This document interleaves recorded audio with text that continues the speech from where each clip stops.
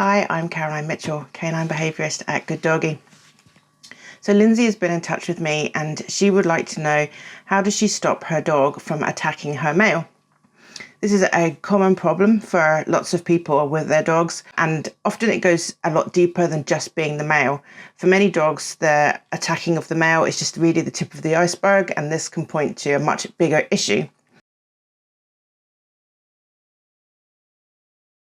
So there's really two answers to this problem. So the short answer is, if this is your only problem, if you don't have any kind of territorial behaviour, you don't have any other kind of protective behaviours, reactive behaviours from your dog, then probably the easiest thing to do is just to get an external mailbox. It will avoid the postman having to come to your house. He won't have to put the mail through. It keeps your mail safe, and it keeps the postman safe, and it prevents you from getting into trouble with the post office, because if the mailman believes that he might be at risk by posting mail for your box, then they might restrict your services and you'd have to go and pick it up. So that would be a short-term, quicker answer to that problem. Or you could spend some time working on this problem. So you could get a volunteer and you could start working through this with your dog to try and change their response to what happens when the mail comes through. The most important thing to note here is that if your dog is not being protective of their space, if they're not trying to keep your space safe or themselves safe, then this game that they are playing is providing them with a huge amount of pleasure. This is just the most fun thing. So this is not going to be a 5-minute fix. Your dog is getting a huge amount of joy. He hears the mail, that triggers the game. He chases as fast as he can. He hunts, he pounces, and he kills his prey, his mail. This is huge fun, and you're going to have to balance that out with what you're doing. So the first thing is, we want to make this kind of less fun. The easiest way to do this in a nice way is to put a barrier up. So I would suggest finding a room which is not near the front door and putting a stair gate across the door to that. So if your hallway is at one side of the house and your kitchen is at the other, that would be an ideal room. So you could put a stair gate across your kitchen door, and you would work then in your kitchen. So then what will happen is the trigger will come, the mail will come, the postman or the letterbox, whatever it is that your dog is associated with the beginning of this game. He will attempt to go to the mail, but the stair gate will prevent him from doing that. So he doesn't get to complete the game. He doesn't get to complete that cycle. And the most fun part of this is the capture and kill part. So if we can prevent him from doing that, it does suck a bit of the joy out for him, which will mean that what we do is going to be much more rewarding. So we do need to add a reward. So he's going to run to his gate. The gate's going to prevent him from playing the game. Then we need to wait until he is doing something different, which is not engaged with the game. It's not looking at the door. It's not barking. It's not trying to get through the gate. So maybe he looks at you, maybe he sniffs the ground, turns away and walks off somewhere else. Maybe you can just visibly see him calming. Perhaps you see some kind of calming signals from him. He goes and takes a drink of water, anything like that. So we need to reward that as soon as it happens. So be ready with your reward, whether that's just a treat that you're using, or if you're using a marker like a word or a clicker or something like that. So as soon as you see something that you would rather have instead, then you need to reward that with your treat or your clicker or your marker. So he's going to get a reward for doing something that is not chasing the mail and attacking the mail. He's prevented from doing that. So that starts to become less effective. He starts to prefer not to do that. Now you're going to get a volunteer to grab a handful of mail, and you're going to ask them to post mail through your letterbox over and over and over again. And not just once, you're going to do this every day until this behaviour becomes instinctive and you don't need that barrier anymore. Instinctive is not the same as knowing. So you'll probably find after a session or two with your dog that they will start to kind of know what's expected of them, but that doesn't make this an instinctive behaviour. In order to make it instinctive, you need to repeat. So it requires no thought at all from your dog.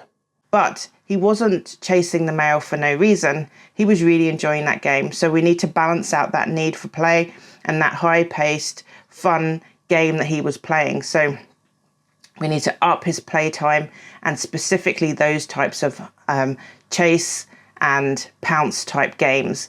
So the best way to do this is to take him to the park and find more dogs for him to play with. If he's got a buddy that you can meet up with that he really loves to play with, now's the time to schedule extra play dates, because if we don't replace that play with something else, then he will find something else to replace it with, and you're just going to transfer your problem from one area to another. So that would be a simple solution. If there is no other problems, no other behaviours, nothing else driving that kind of protective need, if it really is genuinely just a game that your dog has invented and he loves to play, but it's just become a bit out of hand, then follow those steps. But for most dogs, there is more to it than that. Most dogs don't attack the male for no reason, and often when they do it, it's because they feel that there's a problem in terms of safety and security. So I'll bet this dog has problems with people walking past the house, problems with people being near the boundaries, other dogs. I think he probably barks when people arrive. He maybe has a spot he likes to look out on so he can survey out the window, or in the garden he'll have a spot that he likes to go where he can see as much of his boundaries as possible. Maybe he scent marks in the garden and out on walks, you know. This dog is likely to be quite reactive to noises, perhaps even the neighbours being in their own garden, people that he really loves and knows really well, but when they're in their garden on the other side of a boundary, then he has a problem. He might even try to stop people coming in the house, or even worse than that. So you'll know if you have a dog that has these types of safety concerns. Safety is a second level need. And if you've never heard of it, the pyramid of needs is basically a way of setting out the needs that humans have, dogs have, other animals have. It sets them out in the order of priority. So the needs at the bottom of the pyramid, these are the most essential needs. This is your food, this is your health, breathing, reproduction. Those are on the very bottom of the pyramid. And then just up from that is safety and security.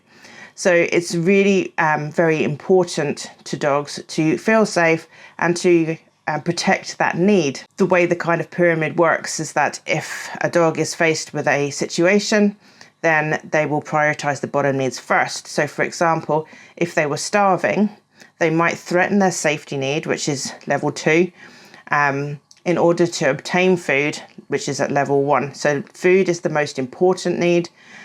Safety is above that. If you want to know more about needs, I talk about them in a lot more detail in the video addressing needs in dogs, getting to the heart of the problem. So check that out if you're interested in it. But the most important thing to remember is that security is a really important need to protect. It's a second level need. It's above food, it's above health, breathing, exercise, sleep, and as I said before, reproduction. So yes, that does mean a dog would protect his opportunity to mate before he would guard his home from an intruder. And this is why sexual type problems, humping and stuff like that can be so challenging to fix, because they really are the most essential needs.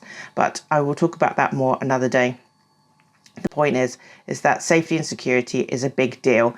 And if a dog is not feeling safe in their home, they will try to protect it themselves. And that's when we start to see these kinds of behaviours.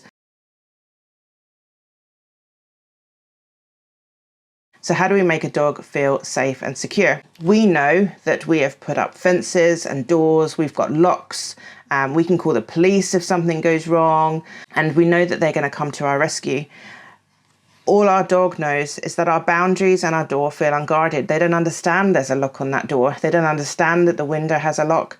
What they understand is that people come near their property, come near their boundaries, and we don't seem to be doing very much about it. So the first thing we're going to do is try and help them feel like those things are being guarded and looked after. So one common thing that people do is to allow their friends and family to come and go as they please.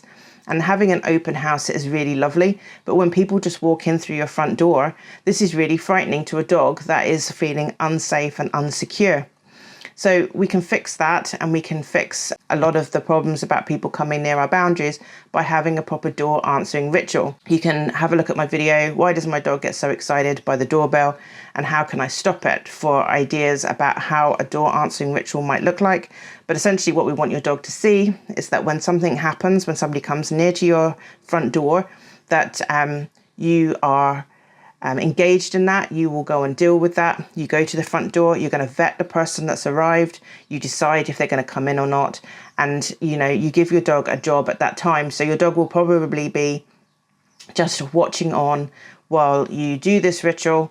And when you decide if somebody's going to come in or not, your dog will feel like something has actually happened there. In the back garden, you could use a long line. This will help you to safely remove your dog from the fences. You can do this in the house as well if they're barking at windows.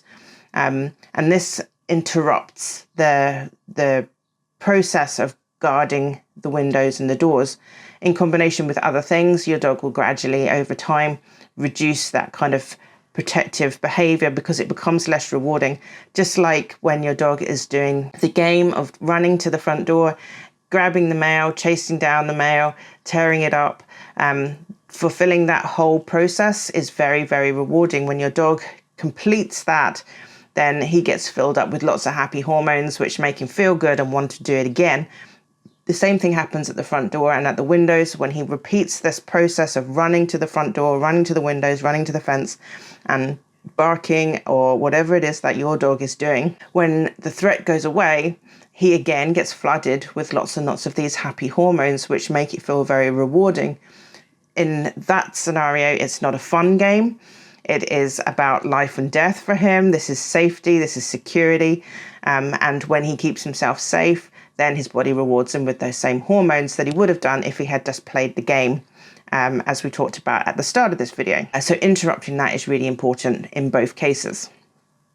Another thing we can do to help our dogs feel better is get privacy film for our windows, and that will really help to obscure their view of what's happening outside the windows, but it still lets light into your house. So that's one big problem. You can close your blinds, you can close your curtains, but then it feels like you're sitting in a little kind of dark dungeon almost. Having privacy film up is the best of both of these worlds. You still get that nice light coming into the house and it still feels like the house is open and airy, but we can obscure the view for the dog, and you can play music and things like that to obscure the sounds coming from outside too. So that can be really helpful. Again, it stops triggering that feeling and it stops the dog going through his ritual of protecting the house. Every time he does it, he feels like he gets better and better at it. Something else a lot of people do, which encourages territorial and protective kinds of behaviours, is to allow their dog to spend time alone at the boundaries. So for example, perhaps you have a dog flap or you have the back door open all the time. If your dog spends a lot of time outside watching their fences and you're inside and every now and then you're going to hear them barking, then every moment they're spending outside by themselves at these boundaries is just intensifying that protective feeling. So stop allowing that to happen. Only let your dog go out into the garden when you're with them. Don't let them hang out by the front door or by the windows whenever you can't be there to supervise either, because they're just going to keep on doing this ritual, and they feel like because they're there by themselves that is their job. They're there to watch the house, to watch the boundaries and look after it. They already are halfway there to thinking that that's what they're supposed to do, so they don't need any more encouragement. So it's much better if we can keep them away from those areas. And then when they do react in those spaces, we're going to be there so that we can respond really, really quickly. So again, this kind of balances that out, that as soon as they start to be protective or show those kind of behaviours, if we interrupt them straight away, then that's much more effective than leaving the dog to be in a space. And by the time we've heard them barking and we've reacted to that, we've got up out the chair, we've moved to the space where they are, and we've started to respond, quite a bit of time has passed by and your dog has no idea at all about what exactly it was that even went wrong and what you're trying to change. If they've been barking for 5 minutes, then they've no way of knowing the reason why you came out and suddenly brought them in. They don't consider barking prolonged periods of time to be problematic, so they won't immediately think, well, they must be just fed up with all my barking, because they don't care about that. Their job is to bark and to let the potential intruder know that they're there, and to not come any closer. So trying to prevent access to those areas when you can't be with them, and especially when certain types of people are due to come to your house. So you might know when the postman's coming. If you're expecting an Amazon delivery or a food delivery, you'll probably have a good idea of when that's due. When the window cleaner comes, those kinds of times are really very scary for your dog. So those are the things that you should be putting them in a different room or somewhere completely separate until you've managed to reduce this kind of protective behaviour. And just one more thing on protective behaviour, and especially in terms of not allowing them to be in a situation where they might feel they have to protect themselves or they might put themselves into any danger. So a really good example of this, and I see this a lot, but when I was out walking the other day, I came across at my local pond some swans which had recently had some cygnets. So they had their little babies with them, and a lady was walking past with her dog, and the dog was on an extendable lead, and the dog went to approach the group of swans. They were just at the edge of the water, and one of the swans hissed at the dog, and that didn't seem to put him off. He was just curious about these swans and he wanted to go further, and because he was on an extendable lead, the lady didn't really have any control over that. So he edged a bit closer to the swans, and then they hissed again. And the lady's response to that was basically to describe her dog as being really thick because he had approached the swans even though they were hissing at him. But of course, she knew something that he didn't. She knew how dangerous those swans could be. So rather than taking him away and protecting him from that scenario, she allowed him to make his own choice about whether he would be safe or not, knowing that he didn't really understand the situation he was walking into, and called him thick for approaching and being curious about these swans. If that dog had been attacked by a swan, I wonder how she would have reacted then. Would she have then blamed the dog for being silly, or would she have been at blame for not advocating for a dog and not protecting him? I think she should have seen that situation, realised that it was potentially quite dangerous, and she should have shielded her dog from it and took him away. But I see these kinds of things all the time. People will walk their dog past a gate where the dogs on the inside of that gate are barking furiously. Those dogs are protecting their space. Those dogs are threatening you and your dog.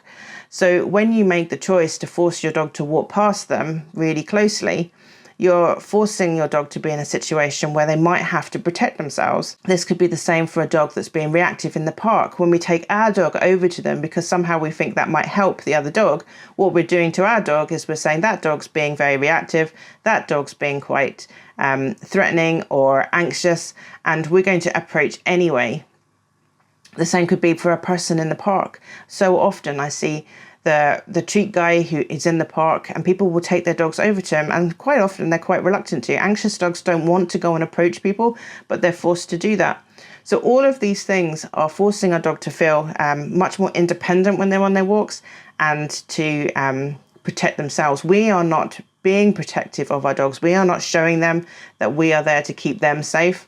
So therefore, by default, then that must be their own job. We wouldn't do this to a toddler. If you were walking through the street and you saw a drug dealer ahead, if you had a toddler with you or a child, you would either turn and go the other way, or you would try and shield them with your body and walk past it and give them as much distance as possible. This is the kind of attitude we should be taking with our dogs. We should be trying to make them feel safe so they don't feel like this is their own job to do. So those are some tips that you can put into place to help your dog feel less protective, less unsafe. And if it's just a game, then you can just follow those steps above. Either just get an external mailbox and play that game to help choose a new behaviour. You can even play that once your dog is starting to feel a little bit less territorial as well, if they are stuck in a habit. So it will help for that too.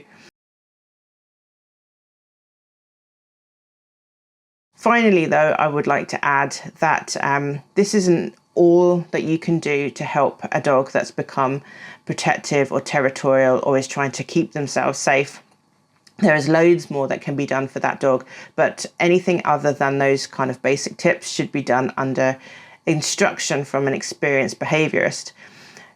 Territorial behaviour, protective behaviour, any kind of behaviour that's designed to keep yourself safe, it can escalate very quickly. Reactive behaviour can then quickly change. So you need somebody that is experienced, that can get to know your dog, can learn about their ways, and can help you in a more safe way change these kinds of behaviours. Once this kind of behaviour has escalated, then it can become quite dangerous. So it is much better to try and find somebody who will help you to show you how to de-escalate and show you what your dog's tells are. So seek out a qualified behaviourist if you need more assistance, because there is loads more that can be done once they get to know your dog. And just on that, when you're looking for a behaviourist, please look for somebody that uses positive and reward-based techniques. I go on about this all the time, but in particular in this kind of situation, because this kind of behaviour can escalate so quickly, it's really important to find somebody that is going to use reward-based, calming, emotion-based techniques. Those techniques will be there to de-escalate, whereas aversive techniques or punishment-based techniques, those types of techniques are based on promoting fear. That's what they're for. The idea is that you do something your dog doesn't like and he will not want to do the original behavior. So those types of techniques are designed to destabilize, to make a dog feel insecure, make them feel afraid to do whatever they want to do. And that is not a good strategy when a dog is already trying to protect themselves and make them feel safe. No one ever felt safer when they were being yelled at or threatened, not people or not dogs. So hopefully that's helped, and good luck with that, Lindsay. Let me know how you get on. Take care. Bye-bye.